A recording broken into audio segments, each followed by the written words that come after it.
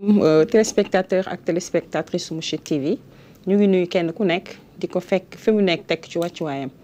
dellu soit ak yéen ci seen émission bi ngeen amul bu dul moom muy Afia waxtaanaat ak yéen ci jàngoro boo xam ne kenn ku ci nekk bu ko déggee dina ci xam fan lay teg tànkam comme niñ leen ko daan defalee bés bu jot pour rek mën a askan wi mën a bàyyi xel seen bopp bàyyi xel jàngoro yi leen di dal ba kenn ku ci nekk lu dugg ci moom rek mun a def jéego dem seeti docteur. Tey nag dañu invité suñu mbokk Moussa Sow docteur Moussa Sow mu nekk kenn ci ñun koo xam ne saa ñu ko invité wax dëgg yàlla mu ñëw teew xam naa dañ koy bàyyi mu nuyoo suñu paree ñu dugg ci li nga xam ne mooy thème bi ñu indi tey Moussa. waaw bonjour à Mourchid TV.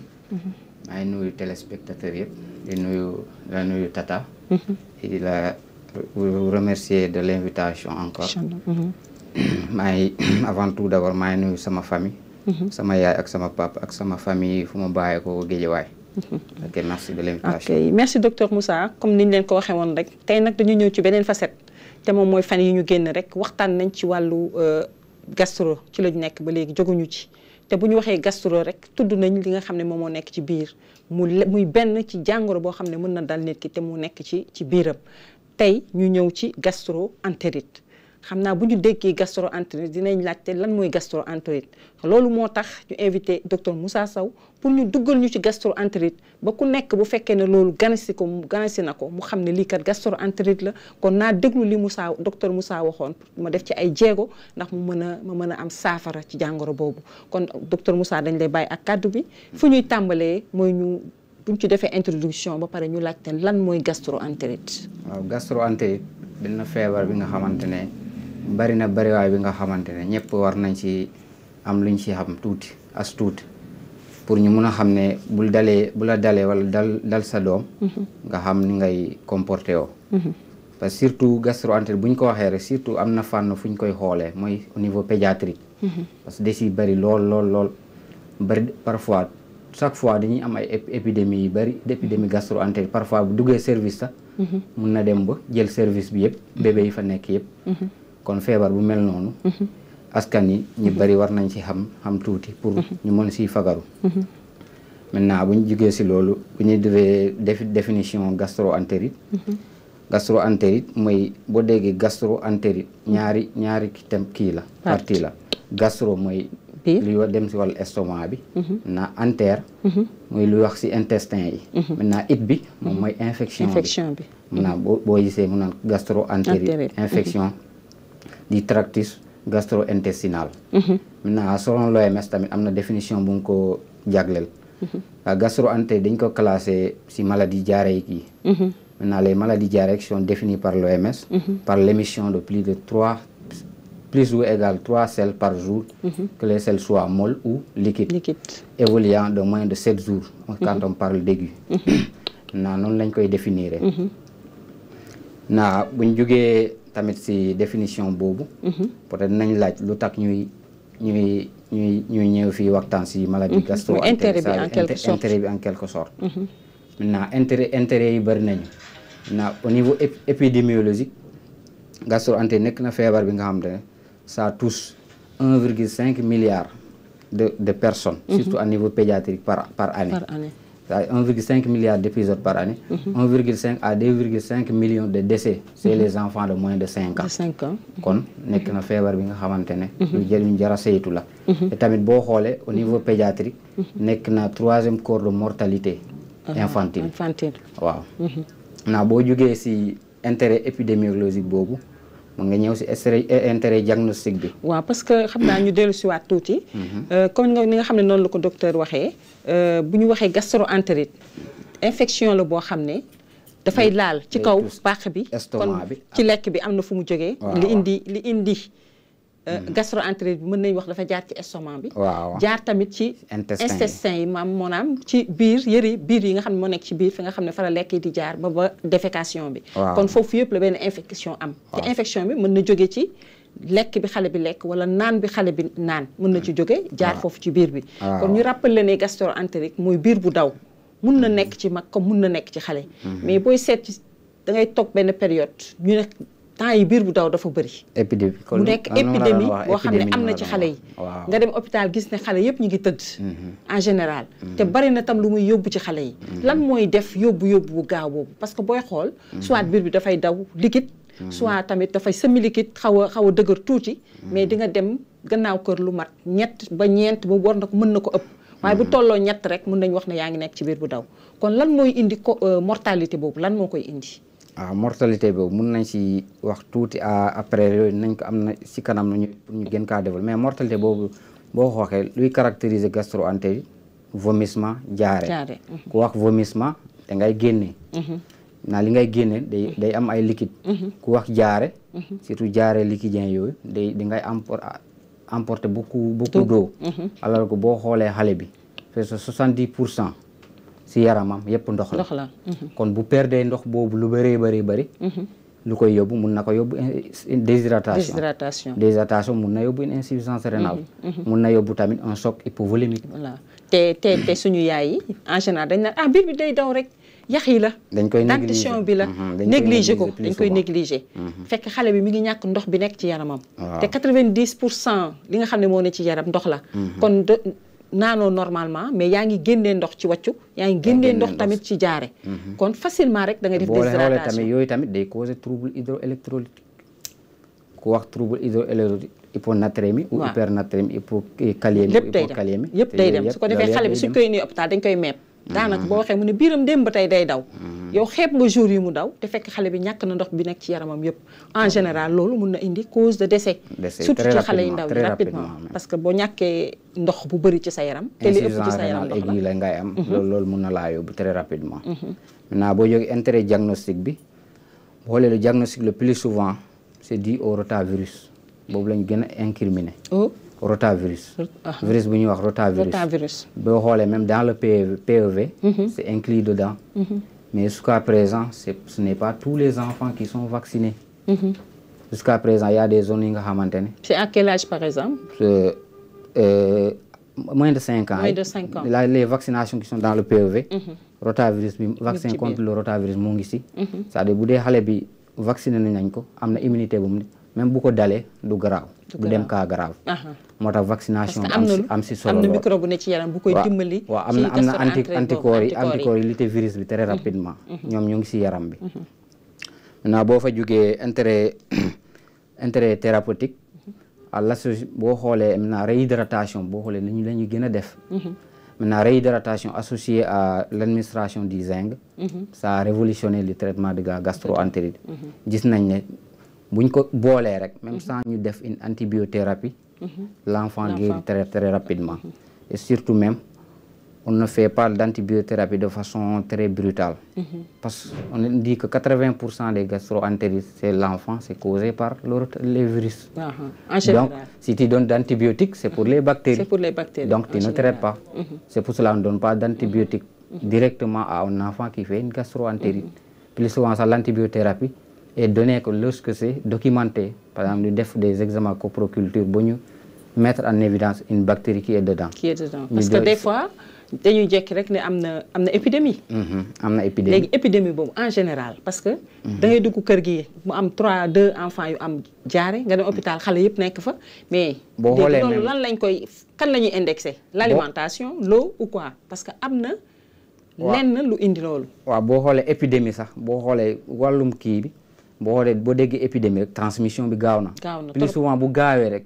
virus yi ñoo gën a gaaw si genre yooyu comme boo seetloo corona bu mu ñëwee wàlle bi day gaaw trop naa les maladies virales loolu mooy seen particularité c'est-à-dire mooy wàllante bi day gaaw très rapidement nga gis benn xale am ko rek ñi ko jege ñi ko laal c'est-à-dire transmission bi day gaaw boo laalee comme naanukaay bi bu dee waa ji kii loxo yi laal na ko c'est infecté mu naan fu ngeen di lekkee ak fi ñu kiyee c'est boo xoolee xale yi seen loxo yi day tilim ñu dugal seen gémmiñ donc très rapidement boobu la ñuy wax voie féco-orale bi c'est très rapidement transmission bi am waaw kon loolu parents yi ñoo ciy bàyyi xel parce que bu dee ku mag ki mën nga ko jox wax naka lay def ba mën a moytu ko voilà mais bu dee xale bi nag vraiment manque d'hygiène bi du xale bi. non mais parents bi hygiène enfant moom c'est parents yi ñoom ñoo ko war a def parents moo koy kon toppatoo parents yi ñooy bàyyi xel ci xale yi bu baax pour mën a moytandiku jaare boobu di ànd ak wàccu. surtout bu jekkee rek bari xale yëpp am ko. kon parents yi ñooy bàyyi xel set gi ñu war xale boobu set gi mu war a set. du moom moo koy defal boppam mais waajur yi ñoom ñooy bàyyi xel ci xale bi. pour xale bi mën a set surtout loxo yu muy dugal ci gémmiñam su fekkee mënoo ko surveiller trop ci diggu kër gi fépp fu xale bi war a jaar war na set war na am une bonne hygiène ci biir kër gi nga xam ne xale bi lu mu laal fekk na loolu am na set gu ci nekk ba wax dëgg yàlla du mun boo xoolee sax gastro-entérite bu commencé même bu dee jaare bi bariwul ak vomissement yi bariwul boo koy jox ndox muy naan nga réhydraté ko nga def ko ci nga koy sangu muy set rek mun na sax dañ avant mu koy sonal mun na dañ mais nag boo waxee loolu day mel ni waruñu dem hôpital quoi alors que du loolu parce que bu jaaree bu bëree rek waccu yu bëri yóbbul hôpital moo gën a wóor benn jour balaa benn jour waaw moo gën a wóor parce que en 24 heures xale bi bu boolee jaare ak volume en 24 heures mun na am plus de 7 selles par jour waaw mun na def déshydratation ànd ak vomissement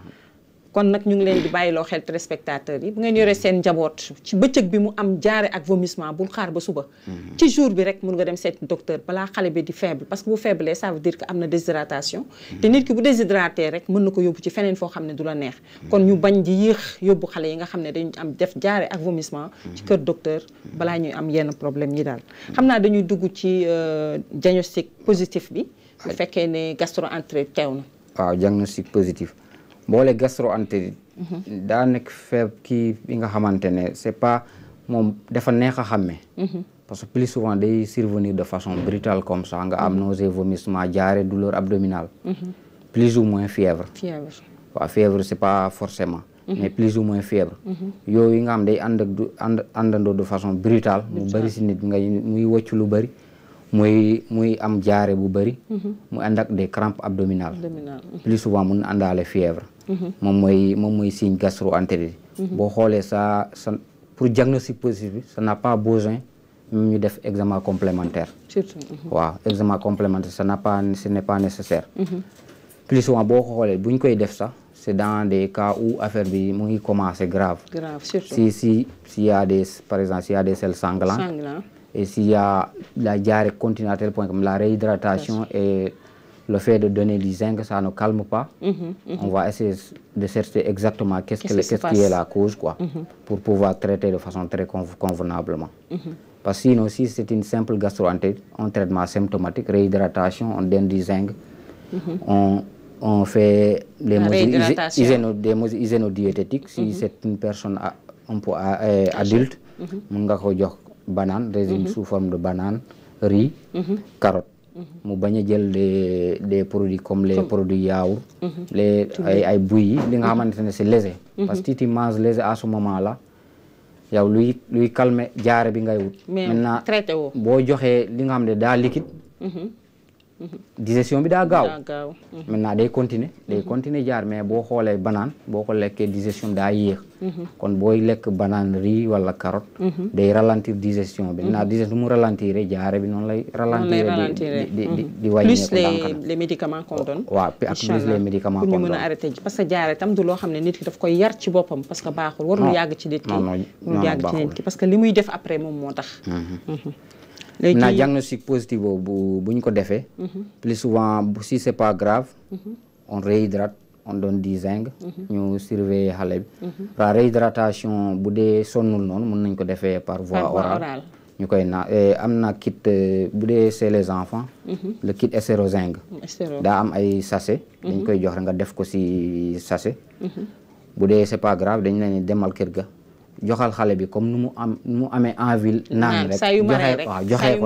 joxee ko noonu parce que xale bi dafa déshydraté wu ndox ngi commencé manque ci yaramam waaw kon saa yu sentiré ne dafa mar put bi boobu na rek may ko ndox mu naan dans le cas échéant hôpital ñoo ko war a mën a déshydraté te dañ koy def sous perfusion lañ koy déshydraté te loolu nag laajul ko bàyyi xale bi ci kër gi kon bu fekkee mënoo ko yow réhydraté rek yóbbu ko ci docteur yi bu demee ba sonn yeneen coono yi sax buñ nangoo nga dellu kër ga dañ koy hospitaliser di ko réhydrater par voie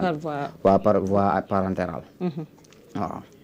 waaw kon téléspectateurs yi mi ngi noonu ku nekk xam na ne diarrhée vomissement su àndee rek musiba lay doon ci ki nga xam ne moom la dal surtout ci xale bi parce que li muy yóbbu ci xale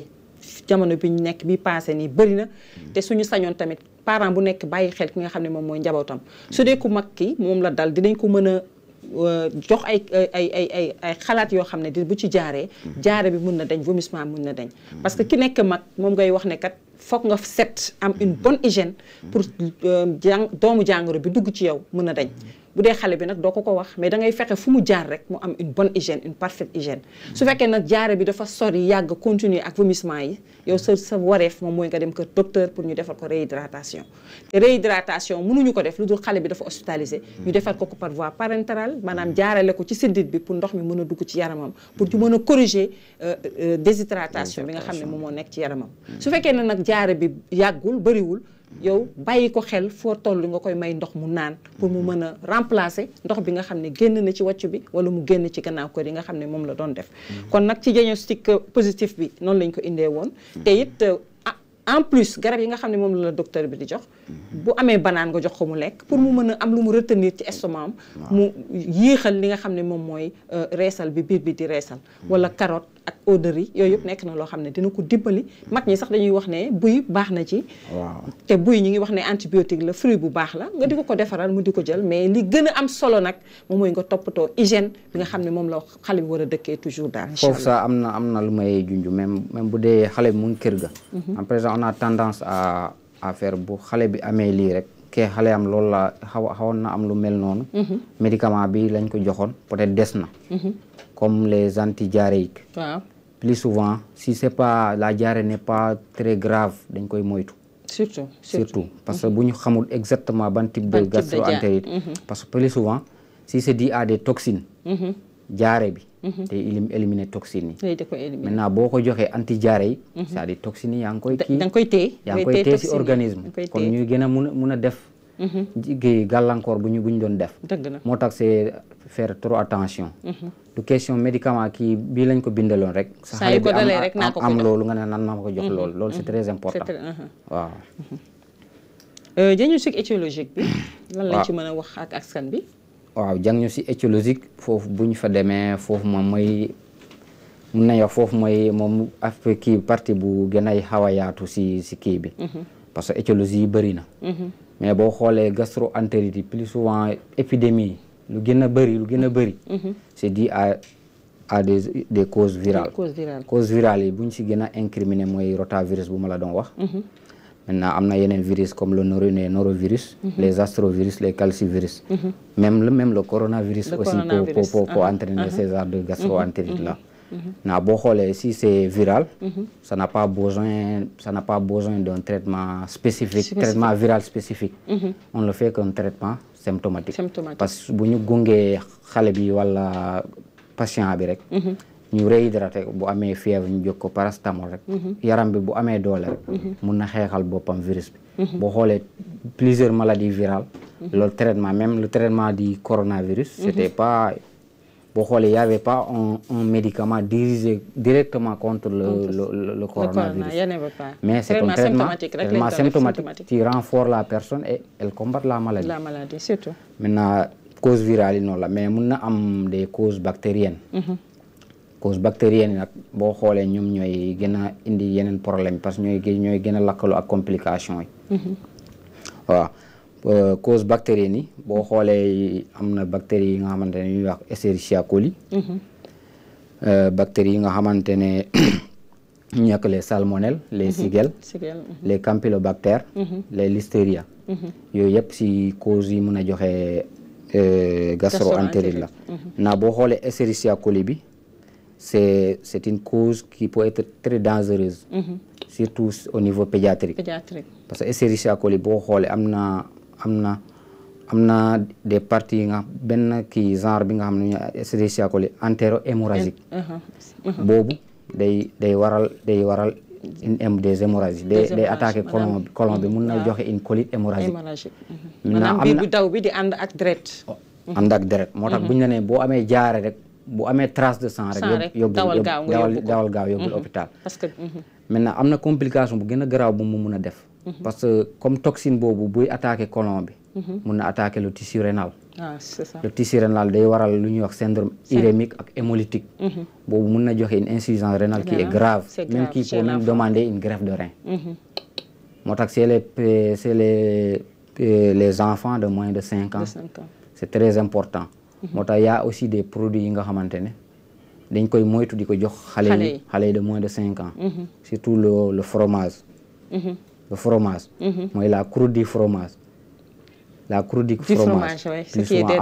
am na bactérie bi ñu ak Escherichia coli boobu. maintenant am ñi nga xam ne demoon nañ ba ne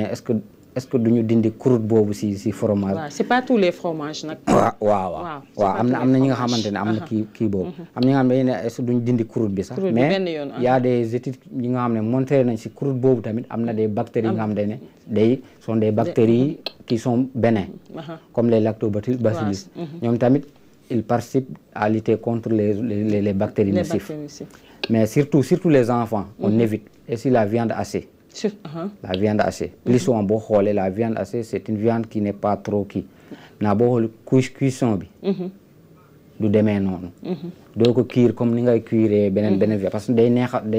kii. day neex a togg. fay gaaw quoi togg bi day gaaw. doo am temps pour rey bactéries yëpp. à certain degré. boo xoolee bactérie mun nay résister jusqu'à 60 degrés. 60 degrés. maintenant boo ko kiirul noonu nga jox ko ay xale yi rek. surtout dañuy moytu surtout bu ñu wonee kii complication insuffisance rénale boobu. ki nga xam ne mun na dem ba nécessiter une greffe de rein. kon c'est à éviter. c'est à éviter. aussi boo jugee si boobu am na mooy la Listeria monocytogenes. boobu tamit c'est une bactérie qui est ubiquitaire mun nañ ko trouver presque partout. si des produits de mer si végétaux yi si viande bi loo tax ñu ne ko ubiquitaire quoi boo déggee am médecine boo déggee ubiquitaire rek ça mun nañ ko retrouver lépp. Et aussi cette bactérie est très dangereuse par ses complications. Surtout chez les personnes immunodéprimées parce qu'il a gën a développé c'est les enfants de moins de 5 ans. Moins de 5 ans, c'est presque immunodéprimé parce que le système immunitaire n'est pas mature. Et aussi, c'est les femmes enceintes. C'est tellement intéressant parce que la bactérie peut franchir la barrière du placenta et attaquer le bébé. Ça peut entraîner des avortements ou entraîner des morts-nés. Et aussi, au niveau neurologique, cette bactérie, la Listeriose, et la Listeria monocytogenes peut entraîner des méningites, des complications comme méningites et des encéphalites. Alors que ces infections sont des infections qui sont graves parce que ce sont des infections du cerveau et des méninges. Aussi, le Campylobacter, elle n'est pas trop fréquente parce que c'est sa culture qui est un peu difficile. Autant on ne la recherche pas beaucoup, mais c'est fréquent. Cette bactérie est fréquente au niveau des volailles, les poulets. Ça, c'est dans des pays développés comme la France, aussi au niveau des abattages des poulets, ils testent directement les poulets s'ils n'ont pas de Campylobacter. À côté. Parce que aussi, cette bactérie aussi est une bactérie qui peut causer des complications neurologiques, à savoir le syndrome de Guillain-Barré. Des neuropathies périphériques. Wow. Bon, comme loolu moom li ci solo bi mooy lépp looy togg di ko jox xale na ñor. C'est important. Parce que tam ñun viande hachée dañ koy sauter rek même pas 5 minutes après c'est fini. te bactéries yi nekk ci biir deewul. te am na ci loo xam ne dafay lor xale bi. kon dañ fexe ba bu ñuy togg ganaar war ko jox xale na ñor. bu ñuy togg viande hachée xale bi war ci lekk na nekk lu ñor. defe naa loolu mooy tax ci suñu wàllu alimentation du ci am loo xam ne dafay lor xale bi ba dugal ko ci gastro-entérite. même comportement vaisselle bi. conservation bi même vaisselle bi. plus souvent bu ñuy def vaisselle ñeneen ñi ils utilisent des éponges. xam ndax si c'est éponge boobu. éponge bi ñu koy raxasee. waaw bi ñu koy raxasee. plus souvent boo demee ba sentir mu ngi xaw xeeñ xamal ne c'est une pullulation microbienne. y a beaucoup de bactéries à l'intérieur moo koy waral moo def mu xeeñ. parce que y a beaucoup de bactéries. voilà c'est plus souvent certains le disent. parce que éponge day téye graisse bi day téye bactéries. day téye bactéries mais boo xoolee bactéries pour nga éliminer leen ci biir. c'est pas possible du yomb. maintenant am na ñi nga xam ne dañuy ne bu demee ba une semaine. chaque une semaine. ñu changer éponge. ko. waaw am na solo torop biir bu daw dañ ko ñàkkal fayda mais biir bu daw boo xam ne mën na dem ba am indi problème ci rein wu xale bi nga ñu greffe ko te greffe rein ku nekk xam ne nekk loo xam ne lu yomb la parce que bala ngay greffe da ngay am rein bi te yombul pour nga am rein bi ndax kenn du ko jaay fenn kon nag li nga xam ne day indi ay complications ba yegg foofu ngallaawaay dañ fexe xale yi non seulement ñu set seen loxo yi set li ñuy lekk set mais li ñuy togg surtout nañ ko togg ba mu ñor parce que am na bactéries yoo xam ne à 60 degrés mën nañu des ci lekk bi du jutee kon nañ fexe togg bi gën a ñor ba xale bi mën ko lekk diñ ko war a lekkee daal même conservation yi ñuy wax ci frigo surtout comme di dugal di génne surtout waaw surtout même si c'est une viande plus souvent boo am na viande bi mun na ànd ak bactérie mi yu tuuti boo ko def ci congélation bi du évoluer waaw maintenant niveau bactérie bi bu dee dafa baax nombre bi dafa baax mun nga kaa lekk mun laa def dara mais boo ko génnee ba mu sedd tàng nga dugalaat même conservation même des frigo bi ñuy wax norme bu ñuy wax c'est entre 0 et 5 degrés c'est-à-dire dans le frigo si ça dépasse 5 degrés xamal ne les bactéries commencent à proliférer waaw c'est très important. kon daal mi ngi noonu mën nañ wax ne gastro-entérite yi ci ëpp lu ci bëri ci alimentation bi lay jóge comme ci alimentation bi lay jóge te bu jaaree ci nit ki bu fekkee teeluñu ci fagaru tamit dafa indi ay complications kon nañ fexe ba li ñuy dugal ci biir yi mu nekk loo xam ne lu set la lu sell la pour xale yi mën ci jógee feebar parce que biir bu daw bu àndee ak wàccu non seulement waxuma complication yëpp rek mais déshydratation bi nga xam ne daf koy indil xale bi rek mën na yóbbu xale bi foo xam ne du ñu nekk du ñu gënal waxuma la nag complication neurologique yeeg complication rénale yeeg yi nga xam ne yëpp mën na dal ki nga xam ne moo am gastro-entérite bi kon loolu war na mën a tax nag ñun ñëpp ñu fagaru ci loolu mais liñ ciy fagaroo moo une bonne hygiène ak cuisson boo xam ne cuisson bu jaar yoon la te nit bu fekkee gastro-entérite installé wu na premier jour rek nañu jaral ñu dem seeti docteur pour mën ko teel a freiner ci biir waxam dégg ngeen ñu ne sànq am na yenn biir yu daw yoo xam ne des fois dafay am toxine yoo xam ne daf koy éliminer kon biir bu daw boobu bu ñëwee waxuñu la nga dem jël garab boo xam ne moom nga daan jël pour freiner sa jaare pour arrêter ko nga jël ko mais demal nga seeti docteur defe naa loolu moo nekk li gën a surtout tendance bu ñu am da ngay am biir buy daw nga dem pharmacie ban garab mooy arrêté biir buy daw rek ñu jox la rek nga jël ko plus souvent waaw parce que dañu xaw a ñàkkal fayda biir buy daw te mën na lor nit ki mën na yóbbu nit ki tamit nu mu gën a gaawee kon tamit nañ ci fagaru bu baax a baax ci wàllu boobu xam naa dañuy dugg ci wàllu traitement curatif yi waaw traitement bi boo xoolee traitement bi c'est un traitement en premier lieu c'est un traitement qui est symptomatique naa bu ñu defee traitement symptomatique maintenant si ça vient avec des certains signes comme des selles qui sont avec du sang oui surtout ou bien si la diarrhée on voit qu'on fait un traitement symptomatique avec la réhydratation l'administration du zinc et que ça persiste tout le temps mën nañ def des recherches par la coproculture ñu xool ñu xam exactement lan la et aussi les mesures boo xoolee mesures hygiéno-diététiques bi nit ki di set di lekk banana li nga xam ne consistant di riz di pain carotte li nga xam ne c'est consistant seen digestion gaawul nga xam ne day ralentir transit bi bon doguma la foofu carotte bi on le mange cru oui on peut mais aliment cru tamit dafa laaj tamit benn hygiène bu am solo raxas parce que normalement carotte bi avant nga koy xolli sax war nga ko raxas ba mu set ba mu wóor la ne amul benn bactérie mais boo ko xollee ba pare da nga koy gratter parce que on sait jamais amine moo gën a tuuti ci microbe yi te amine mën na ñëwaat ci carotte bi te lépp ci sa manipulation ci la amine boobu di ñëwaat mais soo paree mën nga ko assaisonner ak tuuti citron boo ko assaisonner citron rek lépp lu ci nekk ci bactérie mën na dee dootu ci nekk te nga mën ko jox xale bi mu consommer ko boo xoolee maladie gastro-entérite moom boo xoolee si cetin la gën a laaj hygiène bonne et plus souvent même c'est bu dee c'est les personnes adultes da ngay dégg ne man damaa jaar dibi bii rek ma lekk fa rek ma ànd ak biir buy kii xam ne plus souvent am na kii bu nekk mais am na beneen gastro-entérite te mooy tabaski yàpp bu bees bi da ngay gis ñoo xam ne après tabaski moom ñun hôpital day fees del jaare vomissement lu tax parce que dafa consommer mbët yàpp xar bu bees léegi yéen gastro-entérite boobu naka lañ ciy waxee ak askan yi naka lañ ciy war a mun a bàyyee xel seen boo xoolee bu bëree rek boo xoolee boobu la ñuy wax dugal si wàllu cag bi infection alimentaire infection alimentaire ñi nga xam dañoo fër dañuy wax dañu fër parce que consommation yàpp bu bees bi dafa bëri lu ma lay wax rek comme si yàpp bi mun na am ay bactéries mais tuutiwul maintenant c'est-à-dire boo si jëlee lu ëpp c'est-à-dire mun nga si jëlaale ay bactéries yu ëpp bu lay yu lay indil problème plus souvent si wàllu toxi infection alimentaire yi lañ koy classé yooyu plus souvent foofu lañ koy classé boo ko organisme tamit boo defee boo si dugalee lu ëpp rek waaw dina am nu mu koy manifester aussi machine la buy def digestion di noppalu mu koy am nu mu koy manifester quoi su liggéey bi baree rek moom tam day toog xoole ça fait que yow nag da ngay am problème waaw waa léegi ñu dugg ci traitement préventif bi waaw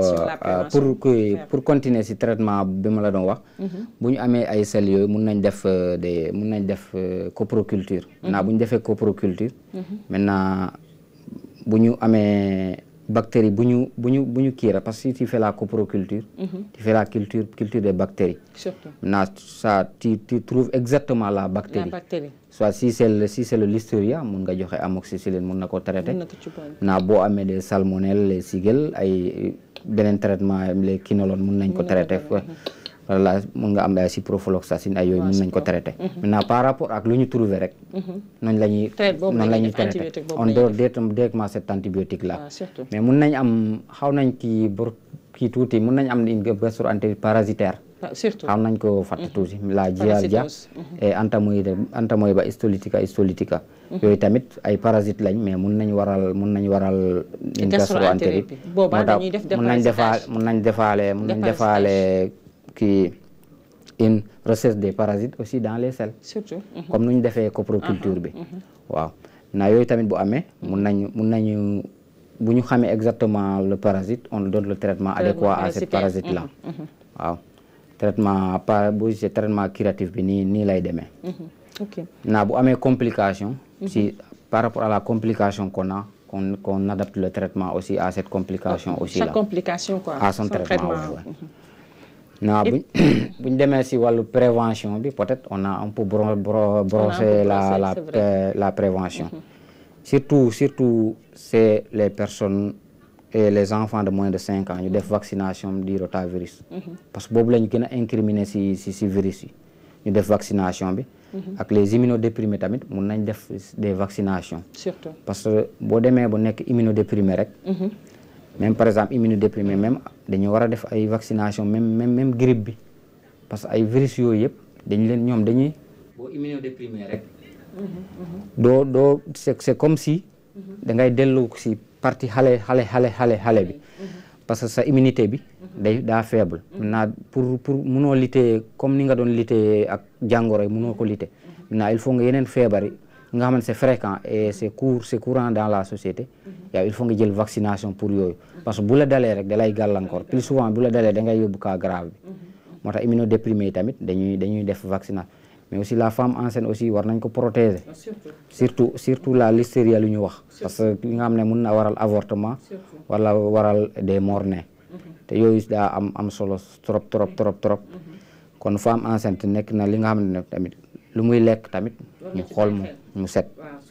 surtout waaw hygiène mooy primordial ci banque d'hygiène nga ko mun jëlee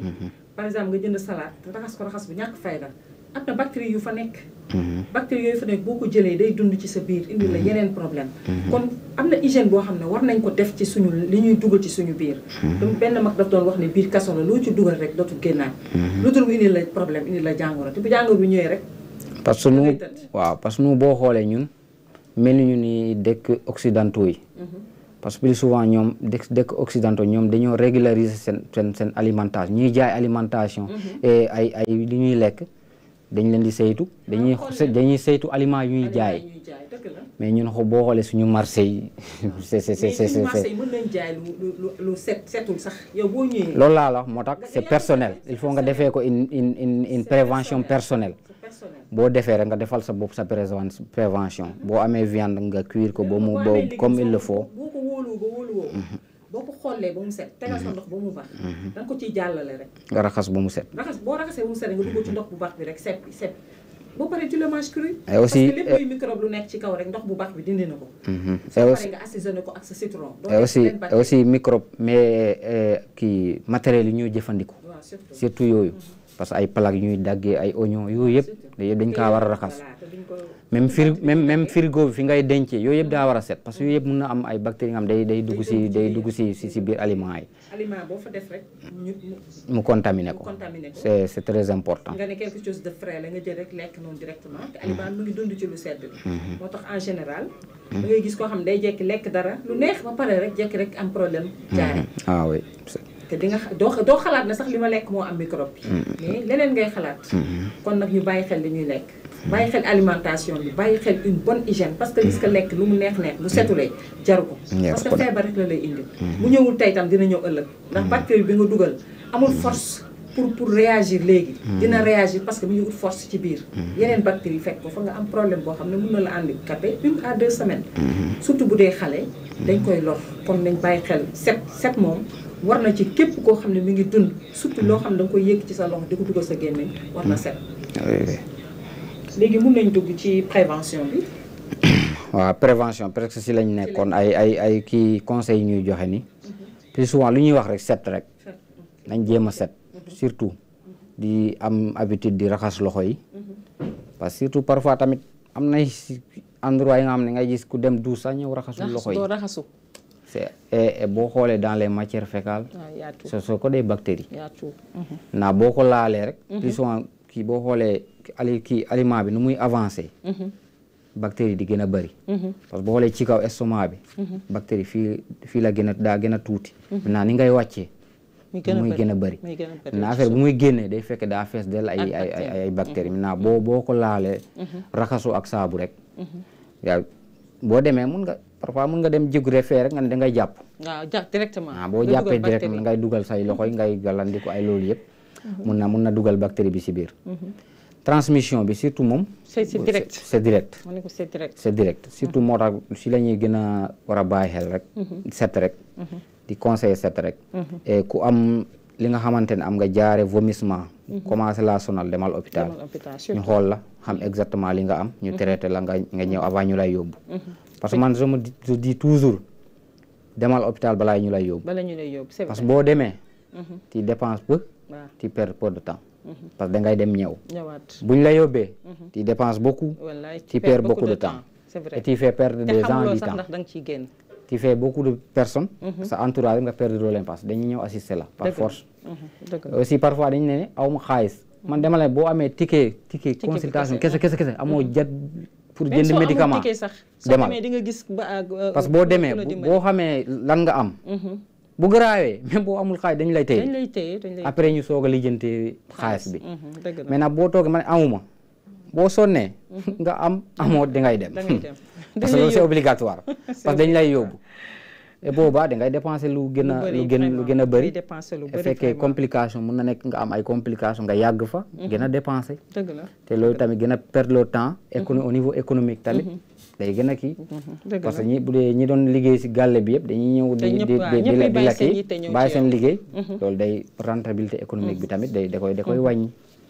waaw kon téléspectateurs yi mi ngi noonu gastro-entérite lañ doon waxtaanee mu nekk feebar boo xam ne day dal xale yi ci xale yi la gën a méttee day dal mag ñi li tax mu méttee ci xale yi nag xale mënulul boppam dara te ku nekk xam na ne lu dugg ci biir loolu mooy indi jàngoro boobu muy feebaru wàccu bu ànd ak biir bu daw bu ànd ak wàccu bu ko xale bi amee nag yaay ji képp ku nekk ci kër gi li nekk war a nekk seen farata mooy nañ ko yóbbu hôpital balaa mooy am ay complications te def naa dégg nañ complications yi nga xam ne yëpp docteur relaté na ko fi ñu fexe moytu ko ndax vraiment complications yu metti la bi ci des mooy bu ñu xaar ñaari fan pour yóbbu xale bi mais bés bi mu ko dalee rek mu wóor la ne dem na sel 2 fois wala 3 fois ànd ak biir bu daw yenn sa doom nga yóbbu ko hôpital su boobaa dinañ ko mën a saafaraal te doo yàgg hôpital mais su boo ko bàyyee ba mu loof foog bu demee mu tëdd hôpital te la nga cay ñàkk moo gën a bari te mën na am doo ci am résultat bi nga xam ne moom moo la gënal kon ñu ngeen bàyyi ci xel bu baax te li ci ëpp farata mooy luy dugg ci biir na nekk lu set parce que jàngoro boobu di joxe gastro-entérite bactéries yi koy joxe ñun ñoo koy dugal ci suñu gémmiñ te suñu loxo lay jaar pour dugg kon nañ fexe ba ñam bi ñuy lekk yëpp na set nañ fexe ba loxo bi na set pour ñu mën ko dugal ci suñu gémmiñ te ki nga xam ne xale bi la lépp lu mu war a lekk def ko ci biiram nañ ko togg ba mu ñor surtout viande hachée nañ ko togg ba mu ñor ba mu wóor ñu ne bactéries yi nekk ci yàpp bi dee nañu nga mën ko jox xale bu ndaw bi bu dee ku makki nag moom it set parce que loxo bi génn jóge ci mbedd mi bu ñëwee balaa nga koy jëfandikoo war nga ko raxas loxo bi dugg ci toilette yi génn balaa nga ciy def lenn war nga ko raxas balaa nga ciy nuyu nit sax war nga ko raxas boo ci deful dara ci bëccëg bi yëpp sax balaa ngay jëfandikoo sa gémmiñ war nga raxas loxo yi kon bu ñu duggee ci kër gi bu ñu génnee bu ñu duggee toilette bu ñu tëddee nelaw ba yeewu balaa ñu tëdd sax suñu loxo yi war nañ ko raxas ndax porteur de microbe la te microbe yooyu da nga koy jàppee ñam dugal ko ci sa gémmiñ te loolu moo lay dugal ci gastro-entérite kon ñu wax kenn ku nekk rek mu gën a bàyyiwaat xel boppam ci jàngoro boobu nekk jàngoro bu xam ne bu metti na parce que bu la dalee doo toog doo taxaw parce que boo demee ci toilette 2 minutes nga demaat coono boobu rek dañ fexe ba set pour yàlla mën ñu dimbali ñu bañ a am jàngoro boobu xam naa docteur dañ lay bàyyi nga conclure tàggoo ñu ba beneen yoon incha allah. waaw li may conclure rek boo xoolee damay wax rek si surtout ñu bàyyi si xel si personne xale yi moins de 5 ans yi les personnes âgées aussi sont considérées presque comme des personnes immunodéprimées les personnes yi nga xam ne dañuy dund ak yeneen jàngoro surtout cancer nga xam ne ñuy def traitement ak chimiothérapie ñoom rek dañ leen considérer comme des gens qui sont un peu immunodéprimés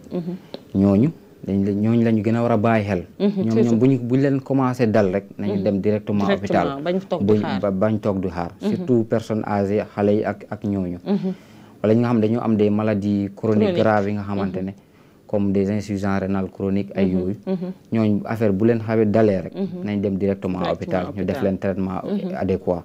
naa bu dee ñi nga xamante ne adultes yi qui sont bien importants bu la dalee mun nga def sa réhydratation sa bopp ngay lekk consistant yi comme pain riz et carottes yooyu dëgër pour mun a téye jaare bi nga bañ a jël directement anti jaare yi naa boo xoolee nga xool évolution bi bu dee arrêté na affaire bi nga mun nga continuer noonu continuer mais bu dee arrêté wul nga dem hôpital directement ñu xool li nga am après ñu mun laa faj waaw merci docteur ñu ngi lay jaajëfal bu baax macha allah saa ñu la wooyee nga wuy suñu da nga lay remercier Mourchid TV mi ngi lay remercier bu baax a baax di la sant di la ñaanal yàlla day wax dëgg yàlla saa ñu la wooyee nga waxal ju loo xam ne dinañ ci mën a sukkandiku ba la ñuy gis leneen ñu jaajëfal la bu baax ñaanal la ci sa carrière yàlla defal la ci tawfeex defal la ci jàmm defal la ci naja defal la ci salaam téléspectateurs yi loolu mooy li nga xam ne moo lañ indi woon tey muy gastro-entérite ñu ñaan kenn ku nekk mu déglu ko ak xel te kenn ku ne mu bàyyi xel bu baax njaboot gi nga xam ne moom la yore pour mën a dimbali leen ñu faggu ci li nga xam ne mooy gastro-entérite ndax feebar la boo xam ne ñàkkal nañ ko fayda mais bu doy waar la kon nañ fexe ba mooy tandiku Mourchid TV bi leen di jaajëfal bu baax di leen jox dig daje bu beneen incha allah.